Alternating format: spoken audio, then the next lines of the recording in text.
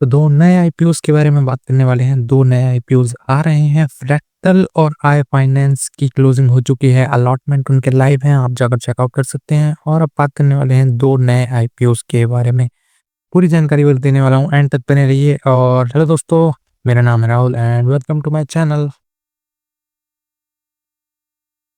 तो पहला आईपीओ जो हम बात करने वाले हैं वो है पीएनजीएस रेवा डायमंड ज्वेलरी आईपीओ। जैसा कि नाम में है, डायमंड ज्वेलरी से रिलेटेड इसका आईपीओ है, डायमंड से रिलेटेड काम है इसका कंपनी का। तो जान लेते हैं क्या क्या इन्फॉर्मेशन है। तो सबसे पहले हम बात करते हैं कि प्राइस बैंड जो है यहाँ पर अभी आप देख रहे हैं टू बी डिक्लेयर्ड, अभी प्राइस बैंड नहीं आया है, लॉट साइज अभी नहीं पता है इस वजह से। लेकिन आईपीओ रहने वाला है 24 से 26 फरवरी के बीच और 27 फरवरी को अलॉटमेंट के रिजल्ट्स आ जाएंगे। इशू साइज रहने वाला है 380 करोड़ का और पूरा का पूरा ये फ्रेश इशू रहने वाला है। तो जब पूरा पैसा कंपनी में जाएगा, एक अच्छी पॉइंट है इसमें हमारे लिए। देखते हैं आगे इसमें कितना क्या चीज है, क्या लेकर आए हैं। तो डेट्स पर नजर डाल लेते हैं। ओपन होगा आईपीओ 24 फरवरी को और क्लोजिंग हो जाएगी 26 फरवरी को। अलॉटमेंट मिलेंगे 27 को और रिफंड और क्रेडिट शेयर्स हो जाएंगे 2 मार्च को, क्योंकि संडे और सैटरडे बीच में पड़ेगा। तो 2 मार्च को मार्केट जब खुलेगा तो 2 मार्च को क्रेडिट हो जाएंगे शेयर और लिस्टिंग होगी 4 मार्च को। तो आईपीओ में रिजर्वेशन की बात करें तो क्यूआईबी के लिए रखा गया है 75%, रिटेल्स के लिए 10% और एनआईआई और एचएनआई जिनकी हम बात करें तो वो है 15% के आसपास रखा गया है। रिटेल के लिए फिर से कम कोटा, जैसे कि हमने दो आईपीओस में देखा 10% कोटा ही आया था फ्रैक्टल और आई फाइनेंस में, और इस तीसरे आईपीओ में भी 10% ही मिल रहा है। हालांकि पिछले दो आईपीओस लगाने लायक नहीं थे मेरे हिसाब से, मेरा पर्सनल पॉइंट ऑफ व्यू के हिसाब से। और अब देखते हैं इसमें कैसे रहने वाला है। लेकिन जीएमपी से रिलेटेड वीडियोस मैं लेकर आता रहता हूं, तो आप चैनल को सब्सक्राइब करना ना भूलें और हमारे टेलीग्राम चैनल पर जरूर जुड़ें, जिसका लिंक आपको डिस्क्रिप्शन में मिल जाएगा। तो थोड़ा सा कंपनी के बारे में जान लेते हैं कि 2004 में ये कंपनी बनी थी, इंगेज्ड है ज्वेलरी बिजनेस में और कंपनी ऑफर करती है different type of jewelleries made using diamonds and precious and semi-precious stones, which are studied into precious metals such as gold and platinum.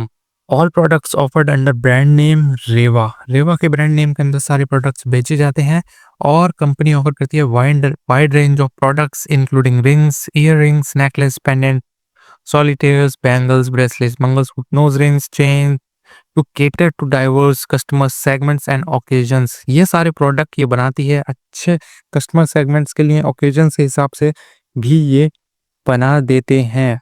तो सितंबर 30 2025 के डेटा के हिसाब से 13 डिस्टिंक्ट ज्वेलरी कलेक्शन इनके हैं और includes in house design teams and curated selection from our third party manufacturers and कारीगर्स।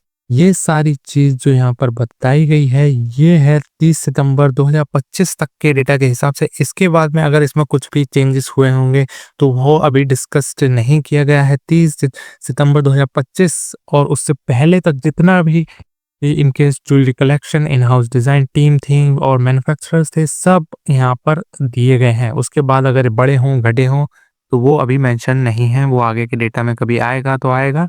लेकिन आगे नंबर हमारे लिए फाइनेंशियल्स इंपॉर्टेंट होते हैं तो वो हम ज़्यादा उस पर हम ज़्यादा ध्यान देंगे। और एक आरएसपी की डेट के हिसाब से 34 स्टोर्स हैं 25 शहरों में in the city states of Maharashtra, Gujarat, Karnataka. It stores operate, इसकी ज़रूरत नहीं पड़ेगी। तो कॉम्पिटिटिव स्ट्रेंथ्स आप ये पढ़ सकते हैं या आप ये वीडियो को पॉज करके पढ़ सकते हैं। बाकी मैं आगे बढ़ता हूँ फाइनेंशियल्स की तरफ। तो नज़र डालते हैं कंपनी के फाइनेंशियल्स पर। असेट्स में हम एक ईयर ऑन ईयर बेसिस पे ग्रोथ देख रहे हैं, असेट्स में एक ग्रोथ है, अच्छी बात है।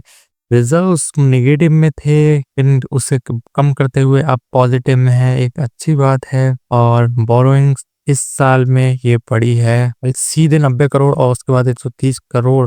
टोटल इनकम में देखें तो एक टोटल इनकम में एक अच्छा उछाल है। हालांकि 2023 और 24 में मैं फ्लैट ही मानूंगा इसे, 2-3 करोड़ को कम होना इसमें कोई बुराई बात नहीं है, लेकिन ये फ्लैट ही मानेंगे। सेम कोई इंक्रीमेंट नहीं हुआ, कोई डिक्रीमेंट नहीं हुआ, लेकिन पैट जरूर गिर गया। प्रॉफिट आफ्टर टैक्स आप 2023 में देखें तो टैक्स और सब चीज के बाद ये 51.75 करोड़ का प्रॉफिट बना रहे थे और 2024 में सेम प्रॉफिट पर 42 करोड़। जितना इनका अगर हम डिफरेंस की भी बात करें तो 3 करोड़ के इनकम के डिफरेंस में बहुत ज़्यादा ये इनका पैट गिर गया है। और 2025 में भी हम बात करें तो इतना ज़्यादा उनके पैट मार्जिन में सुधार नहीं है, पैट मार्जिन कम है। तो पैसा किस लिए उठा रहे हैं? पैसा उठा रहे हैं funding expenditure of towards setting 15 new store. 15 new store खोलेंगे, उसके लिए 286 करोड़ 287 करोड़ मान लेते हैं, 287 करोड़ 15 न्यू स्टोर्स खोलने के लिए जाएगा। और मार्केटिंग एंड प्रमोशनल एक्सपेंसेस के लिए उन 15 न्यू स्टोर्स की और अदर भी जो पुराने होंगे उनका भी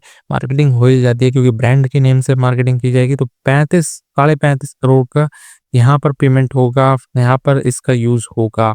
और बाकी बात करें तो बाकी बचा पैसा जनरल कॉर्पोरेट पर्पस के लिए जाने वाला है। दूसरे आईपीओ पर आते हैं। दूसरा आईपीओ है क्लीन मैक्स एनवीरो एनर्जी सॉल्यूशंस। जैसा कि नाम से ही क्लियर है, एनवायरनमेंट और एनर्जी से रिलेटेड इसका काम है। एनर्जी फील्ड की ये कंपनी है। तो अब जान लेते हैं इसके बारे में कि अभी प्राइस बैंड इसका नहीं आया है, डेट भी अभी नहीं आई है। जहां तक मुझे उम्मीद है दोनों ये रेवा और ये आसपास रह सकते हैं। अभी क्लियर डिटेल्स नहीं आए हैं। जब तक क्लियर डिटेल्स नहीं आ जाती हैं तब तक इसके बारे में हम डीप में नहीं जानेंगे। हालांकि ऑफर फॉर सेल 3700 करोड़ का रहने वाला है, फ्रेश इशू रहने वाला है 1500 करोड़ का, टोटल इशू साइज रहने वाला है 5200 करोड़ का। एक बहुत इंपॉर्टेंट चीज हमारे लिए होती है कि face value 1 rupees per share पर लेके आए हैं, लेकिन इशू साइज 5200 करोड़ का एक अच्छा बड़ा आईपीओ इसमें रहने वाला है। तो जब इसमें आईपीओ आएगा इसकी आईपीओ रिव्यू जरूर करेंगे। क्या इसमें बन सकता है, क्या रहने वाला है, उसके बारे में भी डिस्कस करेंगे। एग्जैक्टली क्या जीएमपी उस टाइम चल रहा होगा, जीएमपी से रिलेटेड वीडियोस में लेके आऊंगा। रिटेल के लिए इसमें 35% का कोटा रखा गया है, एक अच्छी पॉजिटिव। एकमात्र अभी तक हमें ये पॉजिटिव इसमें एक आईपीओ दिखाई दिया है जो 35% के कोटा के साथ आया है। बाकी तीनों आईपीओ 10% कोटा के साथ ही आए हैं। और बात रही कंपनी क्या करती है, ये जब हम आईपीओ की डेट्स वगैरह आ जाएंगी तब हम इसके बारे में डिटेल में पढ़ेंगे। तो अभी अगर आपको ये वीडियो पसंद आई हो तो जरूर लाइक करें, कमेंट करके हमको बताएं कि आपको इन्फॉर्मेशन कैसी लगी और किस चीज पर आपको वीडियो चाहिए वो आप कमेंट करके हमको जरूर बताएं। चैनल को सब्सक्राइब करना ना भूलें। And thanks for watching.